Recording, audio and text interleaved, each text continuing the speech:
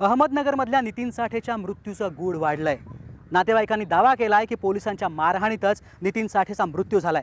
साहजिकच पोलीस आरोपीच्या पिंजऱ्यामध्ये उभे आहेत। या संपूर्ण प्रकरणाची आता CIDकडे चौकशी सोपवण्यात आली आहे। पाहूया जय महाराष्ट्रचा यावरचा एक स्पेशल रिपोर्ट। नितीन साठेचा मृत्यू कसा झाला? काय झालं होतं नितीनला? पोलिसांच्या मारहाणीत मृत्यू झाला की आणखी कशानं?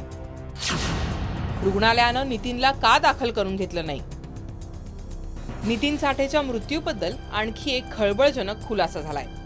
नितीनला बस स्थानकाजवळ नाही तर नगर पुणे रोडवरच्या एका धाब्याजवळ पाठलाग करून पकडल्याची नोंद पोलीस ठाण्यातल्या डायरीत करण्यात आली आहे। तसंच त्याच्याकडून एक दुचाकी गाडी हस्तगत केली असल्याची नोंदही आहे। नितीनचा मृत्यू 28 तारखेला संध्याकाळी 6 वाजता झाल्याचं पत्र दवाखान्यातून आलंय। मात्र आता त्याच्या पोस्टमॉर्टमचा अहवाल आलेला नाहीये। त्यानंतरच त्याचा मृत्यू कसा झाला आणि केव्हा झाला हे कळू शकेल। काय आहे नितीन साठेचं प्रकरण? नितीन साठे या दलित युवकाला 2 दिवसांपूर्वी संशयावरून ताब्यात घेतलं गेलं होतं। तो ताब्यात असतानाच गुरुवारी संध्याकाळी त्याचा खासगी रुग्णालयात मृत्यू झाला। नितीनच्या नातेवाईकांनी तसंच विविध संघटनांनी पोलिसांच्या मारहाणीतच मृत्यू झाल्याचा आरोप करत पोलिसांवर खुनाचा गुन्हा दाखल करण्याची मागणी केली होती। या प्रकरणी पंकज देशमुख यांच्याकडे खातेनिहाय चौकशी सोपवण्यात आली आहे। नितीनला चौकशीसाठी घेऊन आलेले पोलीस उपनिरीक्षक Vishwanath Sadashiv Nimse, police Sanjay Dalimkar, Hemant Khandagale, head constable Sandeep Shinde, Sadiq Shaikh यांना निलंबित करण्यात आले। साठेची अटक का दाखवण्यात आली नाही यासह परिस्थिती हाताळण्यात निष्काळजीपणा असा ठपका या कर्मचाऱ्यांवर ठेवण्यात आलाय। या तरुणाचा मृत्यू हा कोठडीतील मृत्यू असल्याचं ग्राह्य धरण्यात आलंय। त्यानुसारच पोलिसांवर कारवाई झाली आहे। पण एका तरुणाचा जीव जातो आणि तो पळून जात असताना मृत पावल्याचा बनाव रचण्यात येतो। हे सगळं पाहता दोषी पोलीस अधिकाऱ्यांविरोधात सदोष मनुष्यवधाचा गुन्हा दाखल का करण्यात आला नाही हा प्रश्न आहेच। ब्युरो रिपोर्ट, जय महाराष्ट्र। मुंबईच्या समुद्र किनाऱ्यावरती राज्य आहे डिझेल माफियांचं। मात्र असंच एक डिझेल माफियांचं रॅकेट उद्ध्वस्त करण्यात पोलिसांना यश आलंय। पण इथेच सगळं संपलंय असं नाहीये, कारण जहाजातून स्वस्तात मिळणारं डिझेल बाजारभावात हे माफिया विकतात। कसं चालतं हे रॅकेट पाहूयात।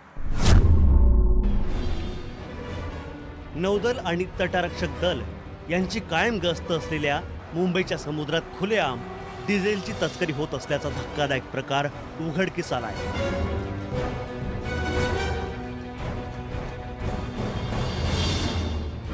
अरबी समुद्रात डिझेल चोरी होण्याची ही पहिलीच वेळ नाही। मुंबई पोलिसांच्या मोटर वाहन चोरी विरोधी पथकानं समुद्रात ही धडाकेबाज कारवाई करत तब्बल 66 लाख रुपयांचं 12,000 लिटर डिझेल जप्त केलंय।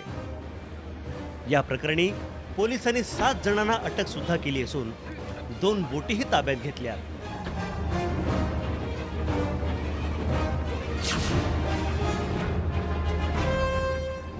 तीन अधिकारी आणि कॉन्स्टेबल अशा 15 जणांच्या पथकानं ही कारवाई केली आहे। भाऊच्या धक्क्यापासून 1 किलोमीटरवर समुद्रात एका बार्जमधून छोट्या नावेत पंपच्या साहाय्यानं डिझेल चढवत असल्याचं पोलिसांच्या लक्षात आलं आणि मग सुरू झाली कारवाई।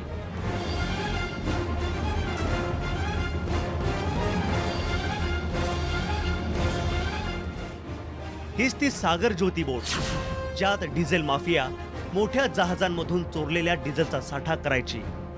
ज्योती सागरमधून पोलिसांनी सिद्धारीराम हरिजन, बलराम यादव, शिवनारायण सिंह, मोहम्मद युसुफ शेख, प्रकाश पाडेकर आणि बबलू राठोड यांना अटक केली आहे, तर आणखी 4 आरोपी फरार आहेत। कशी चालते डिझेल चोरी? मोठ्या जहाजांमधून केली जाते डिझेलची चोरी। डिझेल चोरीच्या कटात जहाजांचे कॅप्टन, कर्मचारीही असतात सहभागी। जहाजांमधून स्वस्तात घेतलं जातं डिझेल, बाजार भावाच्या 60% कमी दरात घेतलं जातं डिझेल।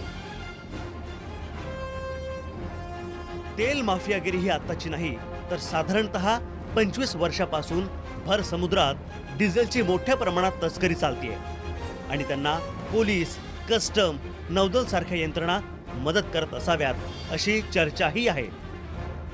विशाल सिंह, जय महाराष्ट्र, मुंबई।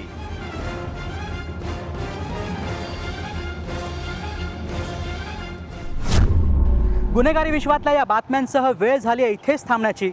खबरदार या कार्यक्रमातून तुम्हाला सावध करण्याचा आमचा प्रयत्न होता, कारण तुम्ही होऊ शकता सावज. खबरदार @jaymaharashtranews.com वरती तुम्ही तुमच्या आजूबाजूला घडणाऱ्या गुन्ह्याची माहिती आमच्यापर्यंत पाठवू शकता. पाहत रहा जय महाराष्ट्र आणि रहा खबरदार.